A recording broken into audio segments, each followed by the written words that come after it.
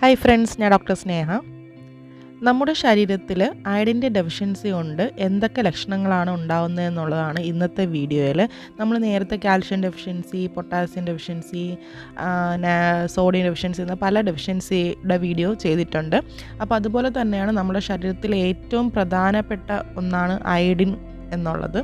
അപ്പോൾ എന്താണ് അയഡിൻ നമ്മുടെ ശരീരത്തിൽ കുറഞ്ഞാൽ, അല്ലെങ്കിൽ അയഡിൻ ഡെഫിഷ്യൻസി ഉണ്ടായാൽ നമ്മുടെ ശരീരത്തിൽ കാണിക്കുന്ന ലക്ഷണങ്ങൾ എന്തൊക്കെയാണെന്നാണ് ഇന്നത്തെ വീഡിയോ. ശരീരത്തിന് വേണ്ട വളരെ പ്രധാനപ്പെട്ട ഒരു ധാതുവാണ് അയഡിൻ. തൈറോയ്ഡ് ഹോർമോണുകളുടെ ഉൽപ്പാദനത്തിന് അയഡിൻ അത്യാവശ്യമാണ്. അയഡിൻ്റെ കുറവ് പല ആരോഗ്യ പ്രശ്നങ്ങളുണ്ടാക്കും. ഗോയിറ്റർ, ഹൈപ്പർ തൈറോയിഡിസം എന്നിവ അയഡിൻ്റെ കുറവ് മൂലം ഏറ്റവും സാധാരണമായിട്ട് കാണുന്ന ആരോഗ്യ പ്രശ്നങ്ങളാണ്. നമുക്ക് പൊതുവെ സ്ത്രീകൾക്കാണ് കൂടുതലും ഈ പ്രശ്നം വരുന്നത്. അയഡിൻ്റെ കുറവ് മൂലം ഉണ്ടാകുന്ന ചില ലക്ഷണങ്ങൾ നമുക്ക് നോക്കാം. അതായത് ശരീരം എപ്പോഴും തണുത്തിരിക്കുന്നത് അയഡിൻ്റെ കുറവ് മൂലമുള്ള ഒരു ലക്ഷണമാണ്. ശരീരത്തിലെ താപനിലയെ നിയന്ത്രിക്കാൻ സഹായിക്കുന്ന ഒരു ധാതുവാണ് അയഡിൻ. ചർമ്മം വരണ്ടതാക്കുക, കഴുത്തിന് പിന്നിലെ കഴല, ക്രമം തെറ്റിയ ആർത്തവം, തലമുടി കൊഴിച്ചിൽ, അകാരണമായി ശരീരഭാരം കുറയ്ക്കുക, അകാരണമായി ക്ഷീണം, തളർച്ച തുടങ്ങിയവയൊക്കെ അയഡിൻ്റെ കുറവ് മൂലമുള്ള ലക്ഷണങ്ങളാണ്. ഇത്തരത്തിലുള്ള പ്രശ്നങ്ങളെ പരിഹരിക്കാൻ അയഡിൻ അടങ്ങിയ ഭക്ഷണങ്ങൾ ഡയറ്റിൽ ഉൾപ്പെടുത്തുകയാണ് മെയിനായിട്ട് ചെയ്യേണ്ടത്. അയഡിൻ അടങ്ങിയ ചില ഭക്ഷണങ്ങൾ നമുക്ക് നോക്കാം. അതായത് ഫാറ്റി ഫിഷാണ് ആദ്യമായിട്ട് ഈ പട്ടികയിൽ ഉൾപ്പെടുത്തുന്നത്. അയഡിൻ ധാരാളം അടങ്ങിയ സാൽമൺ പോലെയുള്ള ഫാറ്റി ഫിഷ് ഒമേഗ 3 ഫാറ്റി ആസിഡും അടങ്ങിയിട്ടുണ്ട്. പിന്നീടുള്ളത് ചീസാണ്. കാൽസ്യം, ആരോഗ്യകരമായിട്ട് കൊഴുപ്പ്, അയഡിൻ തുടങ്ങിയവ അടങ്ങിയതാണ് ചീസ്.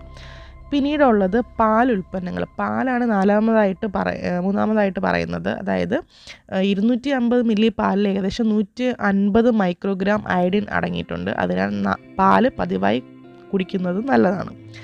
തൈരാണ് അടുത്തത്. അയഡിൻ അടങ്ങിയ ഏറ്റവും ആരോഗ്യകരമായിട്ടുള്ള ഗുണം ചെയ്യുന്ന ഒന്നാണ് തൈര്. പിന്നീടുള്ളത് മുട്ടയാണ്. മുട്ടയാണ് അടുത്തതായിട്ടുള്ള പറയാനുള്ളത്. അതായത് അയഡിൻ ധാരാളം അടങ്ങിയ മുട്ട പതിവായി കഴിക്കുന്നത് തൈറോയിഡിൻ്റെ ആരോഗ്യത്തിന് നല്ലതാണ്. പിന്നെ കുഞ്ഞു കുഞ്ഞു ബെറീസ്, നമ്മുടെ നാട്ടിൻപുറത്തൊക്കെ കിട്ടുന്ന ബെറീസ് ആയാലും മതി. അതിലൊക്കെ അയഡിനും ആൻറ്റി ഓക്സിഡൻറ്റുകളും അടങ്ങിയിട്ടുണ്ട്. പിന്നെയുള്ളത് സ്ട്രോബെറി, ബ്ലൂബെറി, കാൻബെറി, അതൊക്കെ കഴിവതും വാങ്ങിക്കാൻ പറ്റുമെങ്കിൽ വാങ്ങിക്കുക. ആ പഴങ്ങളും ഡയറ്റിൽ ഉൾപ്പെടുത്തുക. പിന്നീടുള്ളത് പയറുവർഗ്ഗങ്ങളാണ്. പയറുവർഗ്ഗങ്ങളിലും അയഡിൻ്റെ അളവ്, പ്രോട്ടീൻ്റെ അളവും ഒക്കെ തൈറോയിഡിൻ്റെ ആരോഗ്യത്തിനും നല്ലതാണ്.